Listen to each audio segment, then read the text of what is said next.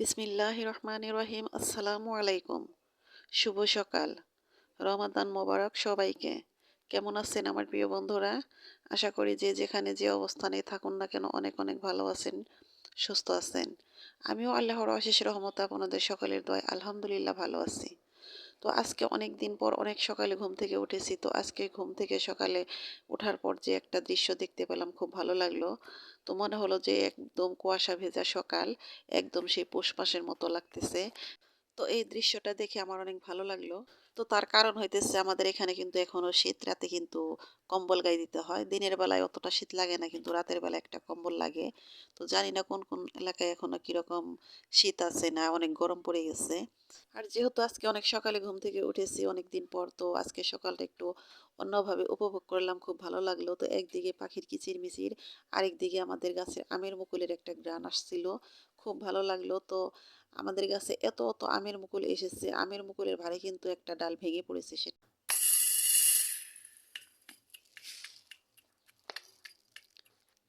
তো বন্ধুরা, প্রতিদিন তো রান্নাবান্নার ভিডিও নিয়ে আসি। তো আজকে কিন্তু রান্নাবান্নার ভিডিও নিয়ে আসিনি, অনেক ছোট্ট একটা ভিডিও নিয়ে আমি আপনাদের সামনে হাজির হয়েছি। তো ভিডিওর শুরুতেই তো একটা জিনিস চাইতে ভুলে গেছি, সেটা হলো লাইক। তো বন্ধুরা, জানি না কে কে এখন এই মুহূর্তে আমার ভিডিওটার সাথে আছেন। যদি লাইক দিতে ভুলে গিয়ে থাকেন তাহলে প্লিজ আমার প্রিয় বন্ধুরা একটা লাইক দিয়ে দিবেন। তো বন্ধুরা, আমি এই বয়সটা দিতেছি এখন কিন্তু রাত 12:30 বাজে। তো সন্ধ্যার দিকে আমি সব আপুদের ভাইয়াদের ভিডিও দেখে শেষ করে তারপরে নামাজ পড়েছি, নামাজ পড়ে কিছু খাবার খেয়েছি। তো যখন খাবার খাই তখন আমি নিউজ দেখি। তো কয়েকদিন ধরে অনেক তোলপাড় ইকরা আপুর ব্যাপারটা নিয়ে, এটা আমরা সবাই জানি। তো এই নিউজটায় যখন ঢুকি তখন কিন্তু দিন রাত আর কোনো কিছু মনে থাকে না। তো ভিডিও করতেও তেমন একটা ভালো লাগতেছে না, ভয়েস দিতেও তেমন একটা মন চাইতেছে না।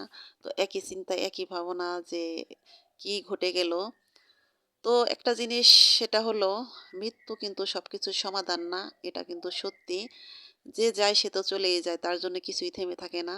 তো ইকরা আপু আত্মহত্যা করে হয়তো ভুল করেছে, কারণ সে অন্যভাবে যুদ্ধ করে বেঁচে থাকতে পারতো, যেহেতু তার একটা ছেলে আছে, ছেলেটার মুখের দিকে তাকিয়ে। তো ইকরা আপু তো চলে গেলেন, এখন রিজিকের কি হবে, এই প্রশ্নটা সবার মুখে মুখে। তো যাই হোক, এসব নিয়ে আমাদের কথা না বলাই ভালো, এটা আমরা বেশ ভালোই সবাই বুঝতেছি যে কি হবে না হবে।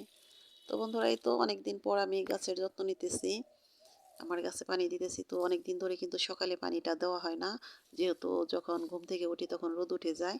তো রোদের সময় গাছে পানি দিতে হয় না, সে কারণে পানি দেওয়া হয় বিকেলে। বিকেলে তানভীর পানি দেয়, আমি কয়েকদিন ধরে পানি দিই না রমজান আসার পর। তো সকালে যখন উঠেছি, তো সকালে উঠেই তো আমার এই গাছের দিকে আগে চোখ দুটো যায়। তো দেখলাম যে আজকে আমার গাছ আমার কাছে খাবার চাইতেছে, পানির প্রয়োজন। যেহেতু এখনো রোদ ওঠেনি, রোদের মুখ দেখা যাইতেছে না, সে কারণে ঘুম থেকে উঠে সব কাজ করে তারপরে কিন্তু আমি যে গাছে পানি দিতেছি। তো গাছে যখন পানি দিই আমার কিন্তু খুব ভালো লাগে। তো অনেক পানি দিতে হয়, কিন্তু আমাদের বাড়িতে কিন্তু অনেক ধরনের গাছ, তো সব গাছের পানি দেওয়া তো আর ভিডিও করতে পারি না। মনে হয় যে 5-6 বালতি পানি লাগে সব গাছের গোড়ায় পানি দিতে। তো এই সিজনে কিন্তু গাছে অনেক পানি দিতে হয়, পানি না দিলে কিন্তু গাছগুলো একদম নষ্ট হয়ে যায়। তো ভয়েস দিতেছি আর একই কথা কিন্তু বারবার মনে পড়তেছে, চোখের মধ্যে ভাসতেছে। আমার কিন্তু খুবই খারাপ লাগতেছে, আমি কিন্তু নিউজ দেখতে দেখতে একদম কেঁদেই ফেলেছিলাম। তো বন্ধুরা, আজকে আমি কিছু বীজ লাগাবো, সেটা হলো এই তো ধনিয়া বীজ। এই ধনিয়া বীজটা আজকে আমি রোপণ করব। তো এটা কিন্তু এই তো একটু ফাটিয়ে নিতে হয়, তারপরে একটু ভিজিয়ে রেখে তারপর। তো বন্ধুরা, আমরা যে ধনিয়া পাতা খাই, আমরা যারা গ্রামে থাকি তারা কিন্তু এই তো এখন আর পাবো না, আস্তে আস্তে হয়তো এটা আর পাওয়া যাবে না, আবার 1 বছর পর আবার পাবো। তো যারা শহরে থাকেন তারা হয়তো 12 মাসই এই ধনিয়া পাতা খেতে পারেন, কিন্তু আমরা পারি না, কারণ আমরা গ্রামে কিছু কিছু জিনিস আছে যেগুলা ইচ্ছা করলেও পাই না। শহরে কিন্তু কিছু কিছু জিনিস আছে এগুলো সারা বছরই পাওয়া যায়, যেমন টমেটো, ধনিয়া পাতা, এগুলা কিন্তু আমরা পাবো না, এই সিজন গেলে আর এগুলো পাওয়া যাবে না। তো তাই ভাবলাম যে কিছু ধনিয়া সস আবার লাগিয়ে দেই, যদি হয় তাহলে আরো কিছুদিন খেতে পারবো। তো সেটা মনে করেই আমি কিছু ধনিয়া সস লাগিয়ে দিলাম। তো দেখা যাক হয় কি না। তো এটা তো হাটে থেকে আনা হয়েছে, বলছে যে এটা নতুন সস হবে। যদি নতুন হয় তাহলে ঠিকই হবে, সুন্দর গজাবে। তো শুধু ধনিয়া সস না, আজকে কিছু মরিচের চারাও দেব। যে আমার যে গাছে লাল মরিচ আছিল ওগুলা কিন্তু কিছুদিন আগে ছিঁড়েছিলাম, ওগুলা কিন্তু শুকাইছে। শুকানোর পরে তো আজকে কিছু চারা দেব। তো শুধু ওই মরিচ না, আরেকটা মরিচ, সেটা হলো হাটে থেকে মরিচ আনিয়েছি হলো ভাঙানোর জন্য, 1 কেজি মরিচ আনিয়েছি, ওটা ভাঙাবো। তো ওটার যে বীজ আছে, চিকন চিকন লম্বা লম্বা মরিচ, ওই মরিচগুলো দেখতে আমার খুব ভালো লাগে। তো সেই মরিচেরও কিছু বিচি নিয়েছি।